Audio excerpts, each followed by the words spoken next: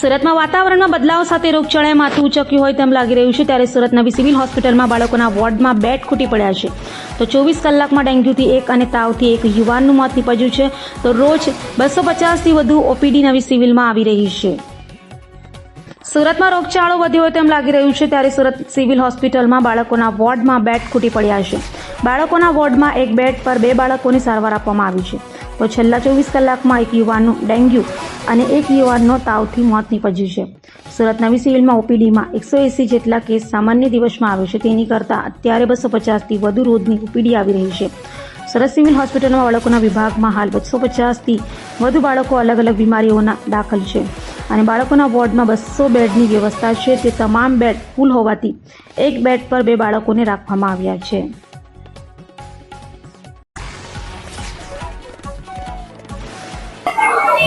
અત્યારની પરિસ્થિતિ જોતા કેટલા દરરોજના ઓપીડીમાં આવે છે, બાળકોમાં રોગચાળો રોજના મેં કીધું એ પ્રમાણે 270 થી 300 દર્દીઓ અમારી પાસે ઓપીડી બેઝ ઉપર આવે છે.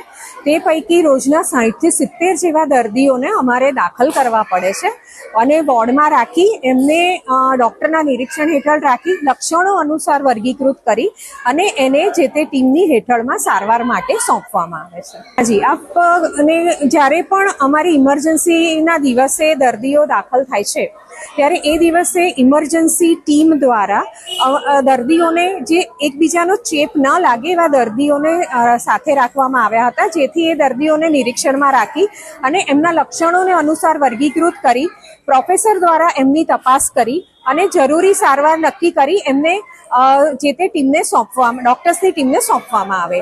એટલે એ દરમિયાન જે તે બાળકોનો એક વિડીયો આપને સોશિયલ મીડિયા ઉપર જોવા મળી રહ્યો હતો.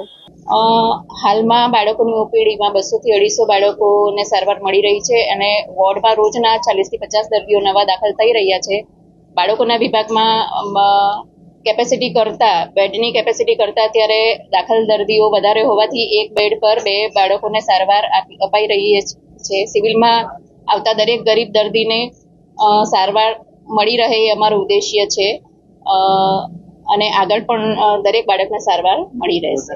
રોજના ઓપીડીમાં 200 થી 250 દર્દીઓ આવે છે અને વોર્ડમાં 40 થી 50 દર્દીઓ નવા દાખલ થઈ રહ્યા છે.